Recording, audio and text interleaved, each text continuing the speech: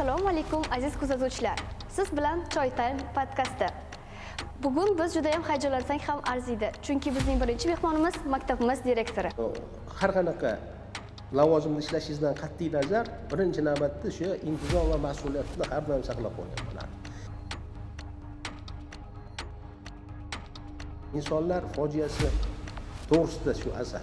Masalan, buni hamma o'qisa yaxshi bo'ladi, bilaman. Mana eng yoqimli va unutilmas lahzalar har bitta o'qituvchini hayotida bu shu o'quvchisi muvaffaqiyatga erishgan paytda bo'ladi. Bu o'qituvchini ishdan bo'shatish bo'ladi. Hamma qarorni hech kim haddidan sig'may turgan paytda ham qilish kerak.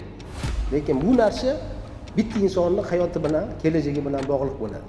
Shuning uchun biz shu paytda qiynalamiz.